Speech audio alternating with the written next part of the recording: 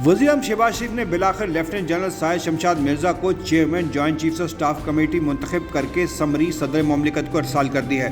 Joint chiefs of staff committee एक inter services forum है जो तीनों मुसल्लह अफराज के दरमियान राब्ते का काम करता है। Chairman joint chiefs of staff committee वज़ीर-ए-आज़म के फौजी मशीर और नेशनल कमांड अथॉरिटी के तौर पर भी खिदमात अंजाम देते हैं। लेफ्टिनेंट जनरल साहिर शमशाद मिर्जा एक ही बैच से ताल्लुक रखने वाले 4 उम्मीदवारों में सबसे सीनियर है और उनका ताल्लुक सिंध रेजिमेंट से है। हम आपको बताते चलें कि लेफ्टिनेंट जनरल साहिर शमशाद मिर्जा का फौज में बहुत मुतासर कुन कैरियर रहा है और गुज़िश्ता 7 बरसों के दौरान उन्होंने अहम लीडरशिप के ओहदों पर काम किया है। उनको जनरल राहिल शरीफ के आखिरी 2 बरसों में डायरेक्टर जनरल मिलिट्री ऑपरेशंस यानी DGMO की हैसियत से तवज्जो मिलना शुरू हुई। अपनी इस हैसियत में वो GHQ में जनरल राहिल शरीफ की उस कोर टीम का हिस्सा थे जिसने शुमाली वजीरिस्तान में तहरीक तालिबान पाकिस्तान के खिलाफ ऑपरेशन की निगरानी की और कोऑर्डिनेटेड कोऑर्डिनेशन ग्रुप में भी काम करते रहे। पाकिस्तान, अफगानिस्तान, चीन और अमेरिका पर मुश्तमिल इस ग्रुप ने ही बैनुल अफ़गान मुज़ाकरात में सालिसी का किरदार अदा किया था। इसके अलावा लेफ्टिनेंट जनरल साहिर शमशाद मिर्जा सरताज अजीज की ज़ेर क़यादत गिलगित बल्तिस्तान में